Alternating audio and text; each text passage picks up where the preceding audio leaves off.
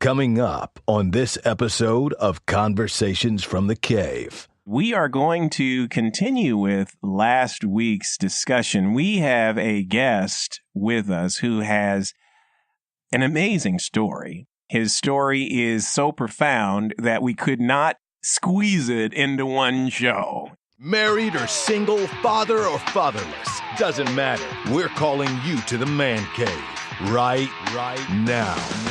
Conversations from the Cave is a raw self-help podcast dedicated to discussing men's issues, from pornography to parenting, from religion to real life, from learning to loving. We discuss the real issues that affect real men every day. Join us each week for powerful, revealing Conversations from the Cave. Now, your host, Kirk Kennedy. This is Conversations from the Cave. I am your host, Kirk Kennedy. We are in studio, APH Radio 99.9 FM, and we are going to continue with last week's discussion. We have a guest with us who has an amazing story. His story is so profound that we could not squeeze it into one show. It just wasn't possible to do that. There's just too much good stuff in there that we have to unpack, and it's just unbelievable. And I'm joined in studio, of course, by my partner in crime, Mustang. Can you give us a shout out, sir? Hey, good to be here with you, man. Good to be here with you. And of course, we've got in studio Ken. Thank you so much for joining us. Thanks for having me back. We left off at a really critical point last week, and that point was where the revelation became clear that you were going to need to do some hard work on reconciliation. And how were you going to bridge the gap? Because there's some pain involved and what have you. And without getting into all the specifics of the causes of the pain, what was it that gave you the peace of knowing that this is the right path to take? Because a lot of guys I know are walking this journey right now, and they're hanging with you. I mean, they're hanging with you. I can tell you personally, not many guys have done what you're able to do. Not many. And in this room, present company included. I mean, I'm going to just be real. And the fact that you are here putting it on the line means that there are some guys who've got to hear this story, probably including myself. Not that I told you the angel Gabriel will have to send Jesus Christ himself and God will open up, the stratosphere to let me know. But save that. I mean, you had to have a comfort in your heart, a peace in your heart to move forward in faith. What was it that gave you that comfort? A lot of it was faith. I will tell you this. The day that I knew it was the right thing to do, we've gotten way to the end of being able to reconcile and getting ready to put it back together, and finally told the kids that we were going to put this thing back together. And my then 12-year-old little girl jumped up, wrapped her arms around me, and cried for about 30 minutes. And the face of that child in that hope restored and our family is normal again and my daddy's coming home. Wow. Praise God. That was worth every bit of the struggle and everything else. Yeah. And that's one thing that I have learned, man, is that it's a legacy. This is not just about me. This is not just about you. This is everything that you do affects other people, good or bad. Right. Sometimes you know the effect it has, sometimes you don't. That's right. And the fact that we were able to put our marriage back together as a legacy for our children and for their children and that kind of thing, so that they have a story to take and tell, wow, let me tell you what happened to my folks. And so just the ministry and being an example of what reconciliation looks like. Right. As a picture to the world of what the Lord is doing for us, taking us back when we don't deserve, and we certainly mess stuff up, and we don't deserve him to love and reconcile us, but he does it anyway because he just is, and he does. And so that was really for me the fact. Now we've got grandchildren now. This will be 6 years. This year is 6 years we've been back married. Wow. After 9 years of divorce. And I would say I was there at their wedding. Yeah. I was at their wedding. Yes, I was. Yes, I was. Let me do, again, a little bit more probing. What other things in your life did you need to change personally as a man to get to a place where you would be able to step back into that role, back into the house? Oh, the Lord had a lot of work to do on me. I was a rascal. I was very selfish, had become very career-driven, so to speak, very selfish, had, quite honestly, struggled with pornography pretty well. That was one of the things that was. I think this is quite the place. I mean, welcome to the club. Welcome to the cave. We've all been there. It was one of those things that was really that was part of the strain on our marriage, and that was. Can I pause you there? You talked about it being a strain. Was your then wife aware, or I guess now again your wife, was she aware that you were indulging in pornography, or did she it came out? It was one of those things that she found out about. She found out, yeah. Okay. And reacted like most women do. Horrified. Yeah, horrified. Yeah, and rightfully so. Yeah. What about, so when you were found out, how did you deal with it? Well, because it obviously didn't go away that day. Obviously, it had to. No. It was you talked about this journey. So how would you counsel guys who are dealing with this in hindsight to move forward from where you were? You can be addicted to anything. Sure, you can. You can be addicted to drugs. You can be addicted to work. You can be addicted to pornography. You have to make a choice that you are going to do things different. Mm-hmm. Maybe you put a filter on your computer. Maybe you give somebody else your password so they can check. Maybe you do those things. The accountability factor. You have got to have an accountability factor. Yeah. Every man needs somebody in their life that you give the permission to throw the flag on you. Right. Hey, out of bounds, stop right there. Mm-hmm. And you've got to have those people in your life that love you enough to tell you to cut the crap out. Sure. Okay. Okay. Yeah. And that is the only way that we can do these things. It's just you can't do it alone. Sure. And so actually was involved with a ministry. Celebrate Recovery was the name of it. Celebrate Recovery. I've heard of that. Yeah. I actually taught a divorce recovery class during the time that we were divorced, and was shocked at how much of the people coming in, the guys coming into the divorce class, a lot of it had to do with pornography and, of course, infidelity. But there was a lot of struggle with pornography there. And, Well, we've actually dedicated probably close to 7 shows on pornography because it has weakened. We've talked about this, how much it weakens the fabric of marriages, how much it creates a feeling of inadequacy in women when they find out that that's something that has been indulged in. They wonder how come they're not enough. There are so many elements to what pornography does to a marriage, even from the guilt that it lays on the indulging person, all the way up to the revelation and the shame that comes with the revelation of the addiction. I think that what you have talked about is clearly something that I think guys can identify with, but you took the responsibility, and there was a reason why you took the responsibility. What was that reason? As far as to both getting out of the pornography thing, moving into reconciliation, because clearly these were the work issues that you had to do personally, because you mentioned that your wife had her own issues to deal with, and then you had your issues to deal with. You had to go down a road to get some of these things. You had to clean out your own closet, so Absolutely. to speak, to get ready for actually having her so that God could bring her back into your life.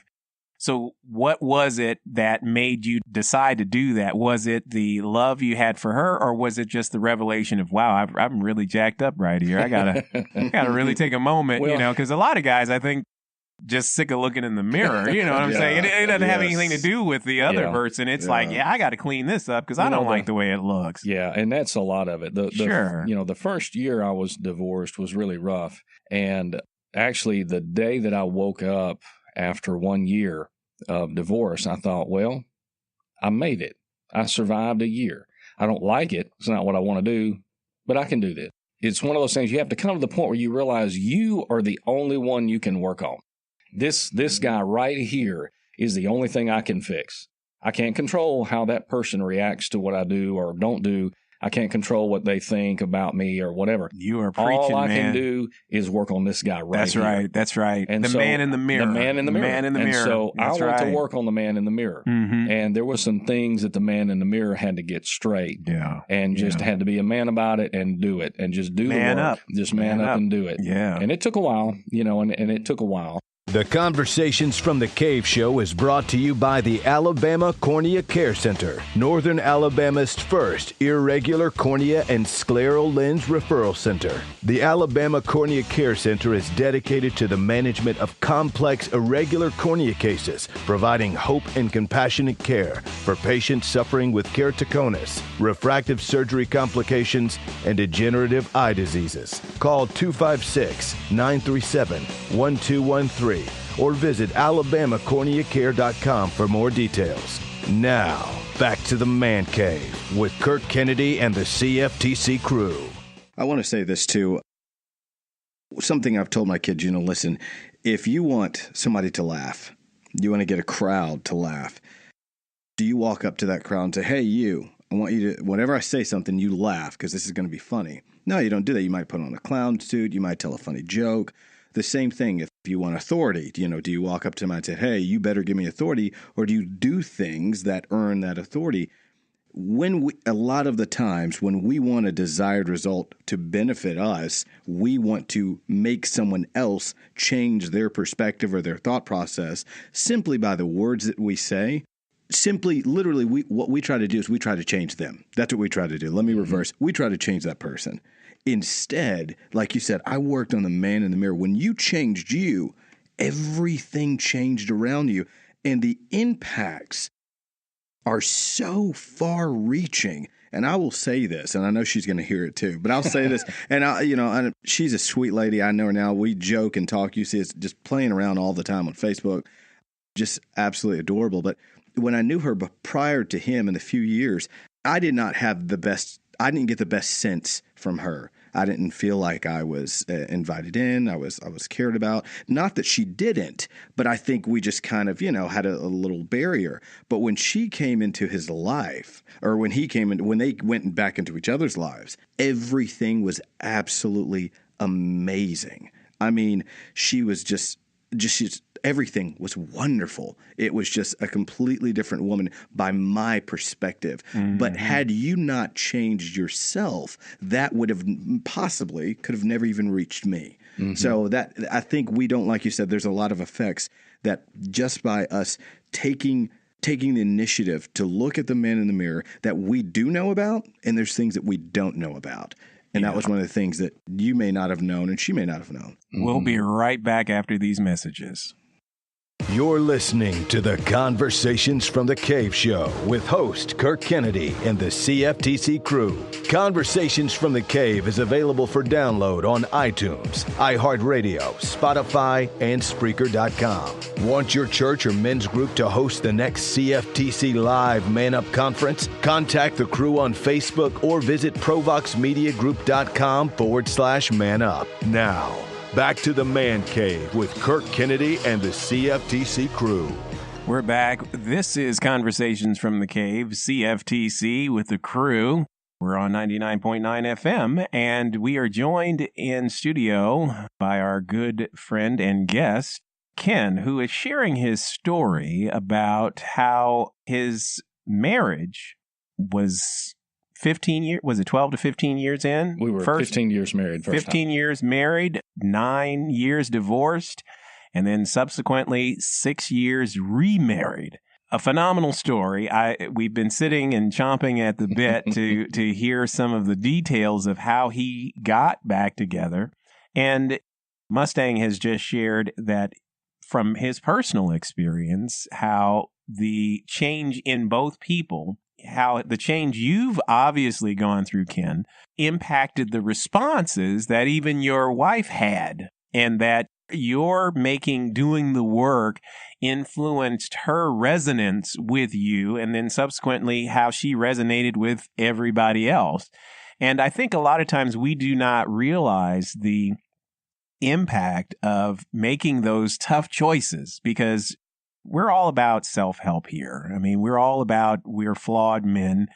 We're all about we talk real. This is a no judgment zone. I mean, we talk real about the real issues, and, dealing with the hard work of changing yourself is not easy. It's not easy.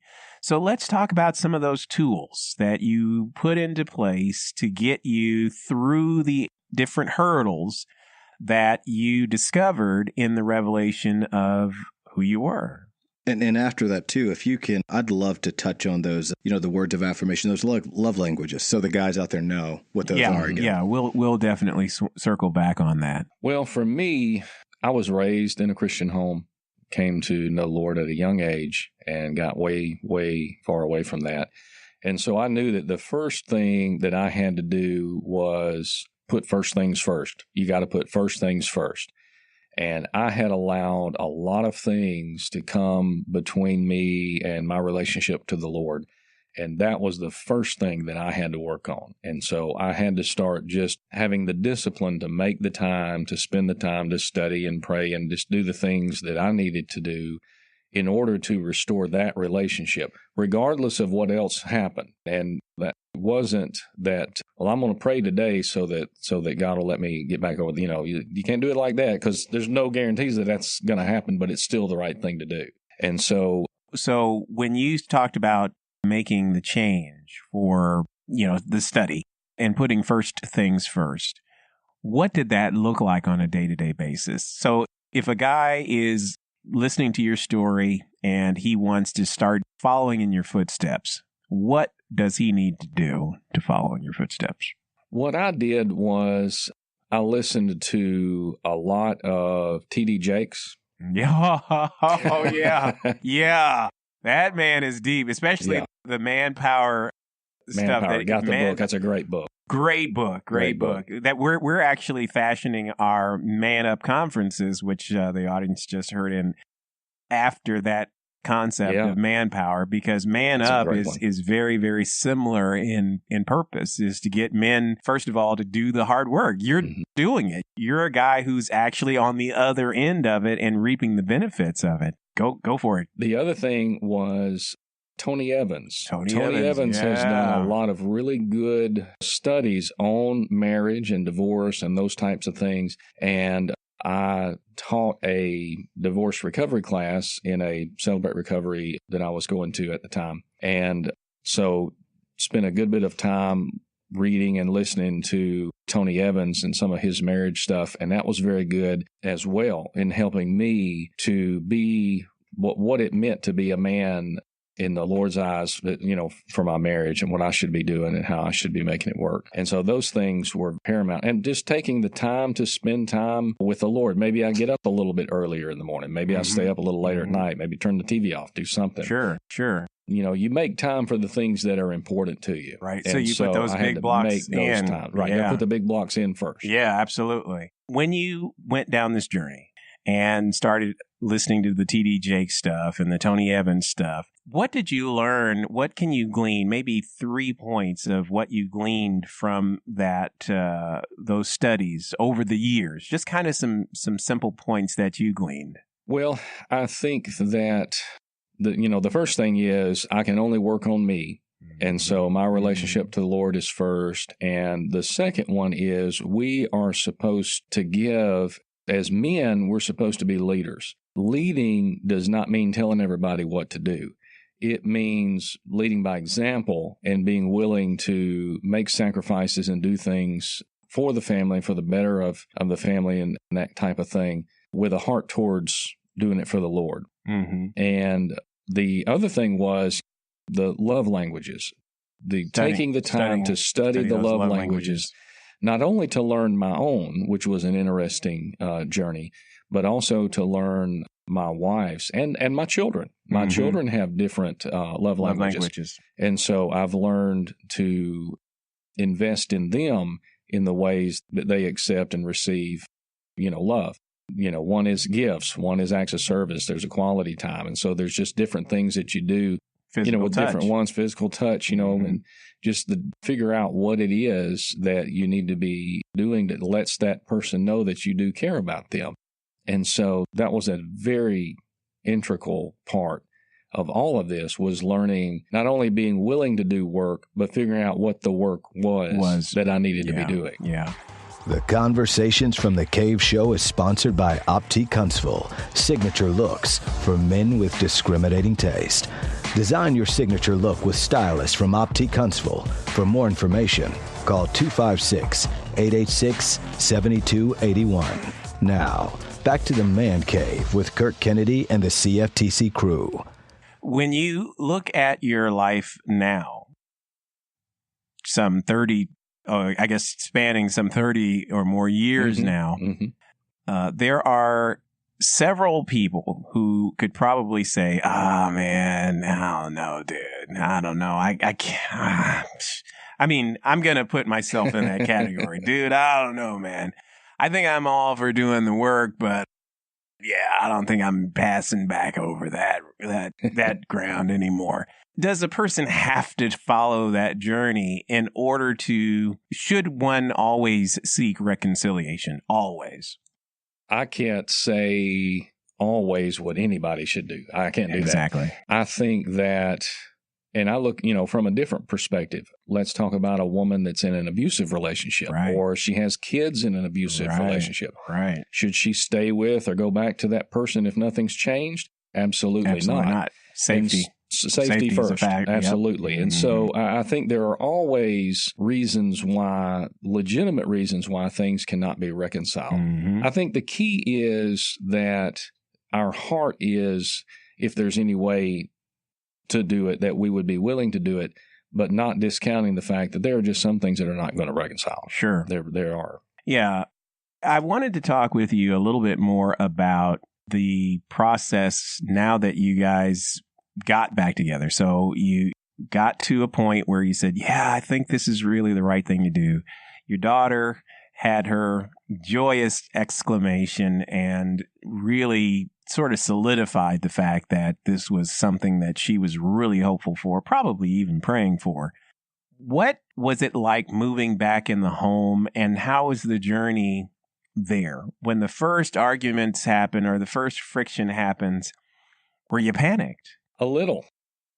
Honestly, it's one of those things. Our story has already reached a lot of people, and people have learned about our story, and it's been encouraged to them. Yeah, it's unbelievable. Satan can't stand that. I'm telling you. He lost. He lost on that one. He showed up, and I'm telling you, the first year we were back together, he was probably hell on earth. Rougher than anything we ever went through before. I'm not going to lie. Wow. There were struggles, and you have to be committed that we are going to see this through. This is not going to be easy. We're willing to we just got to, just see it through and be willing.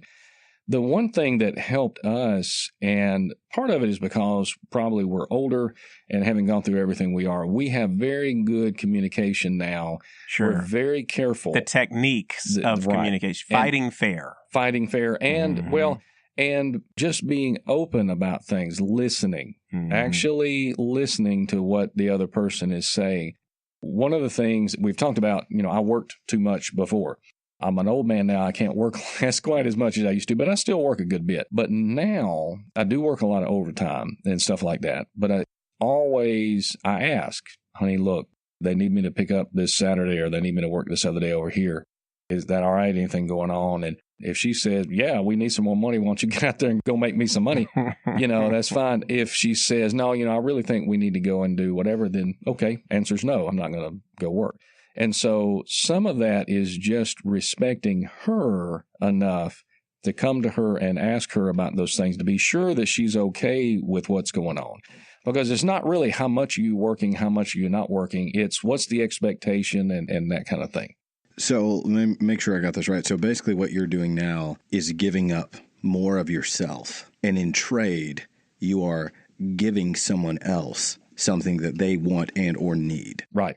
As opposed to what a lot of men do, I believe, during a relationship that they take for granted, is I'll take as much as I can out of this and I'll run with it. Right. One of the things that Tony Evans says in one of his things is marriage is two whole people sharing relationship. Yeah. Okay? That's right. They're that's sharing right. habit. It is not two broken people taking out of that person what I need and that kind of thing. To prop each other up. That's codependence. Yeah, codependent. That's right. You've got to be whole. You've got to be complete. You have to be who you are before you can join to that person. It's two whole people joining together in relationship. And a lot of times we miss that. We go looking for what we need out of that other person. Well, that other person doesn't have it. It's going to fail over there too.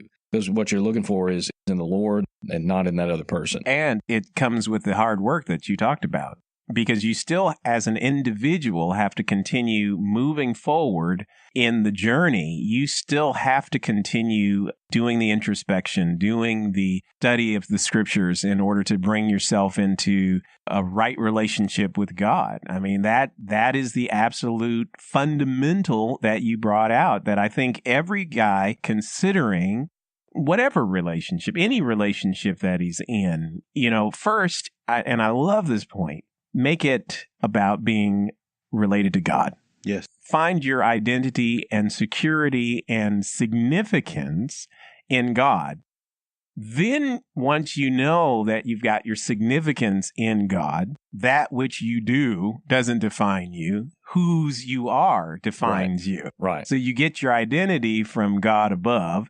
And then from there, you can begin to give of yourself as God pours into you. You can pour into those people. You can begin to give of yourself. You can begin to pour yourself out to your family, pour yourself out to your spouse and those you work with. And I think what's really profound about what you've been saying is that I think most guys don't have the sense of their identity apart from their jobs and apart from their families. And the unique journey that you've had has allowed you to become whole in God.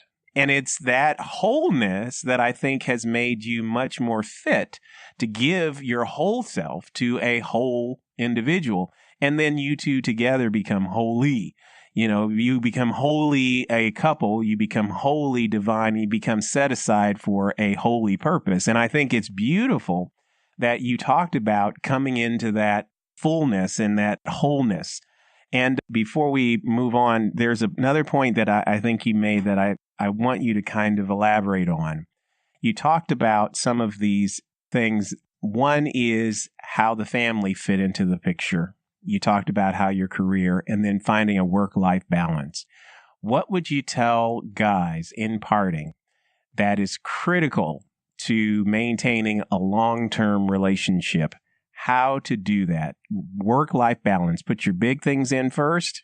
And what are those big things? The big things are God has always got to be first. Your family has got to be second. And then down the road is your job. You can make money doing a whole bunch of things. Sure, you can. Don't let that, and it's hard. It is hard not to identify yourself as what you do. Because when guys meet, they're like, hey, what's your name? What do you do? Yeah.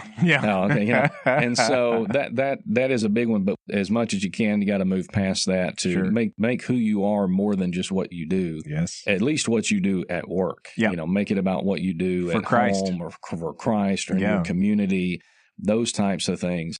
You've got to put your wife before yourself and before your children. That's right. The spouse is first. That's right. She's and first. So, you've got to do, and when it's amazing because when you get those things in line, yes, that when the man really is under the Lord's leadership. That's right. And you put your wife first, you serve her, and then the kids, and everything just kind of falls in place. It's a beautiful thing. It is. And there's peace. There is a peace there. That's it. That passes all understanding. Very true. That's very right. True. And all I know is the Lord has been better to me than I deserve. Awesome. I know that for a fact. Well, this has been Conversations from the Cave. I am your host, Kirk Kennedy. We have been joined in studio by Ken, who has shared his amazing, amazing testimony. We are going to have him back. Conversations from the Cave is brought to you by the Alabama Cornea Care Center, a copywritten production of the ProVox Media Group, creators of positive, inspirational media for businesses and nonprofit organizations around the world. For more information, visit the ProVox Media Group at provoxmediagroup.com or call 256-886-0405. The views expressed on this program are the personal beliefs of the panelists and do not necessarily represent the beliefs of the ProVox Media Group or its sponsors.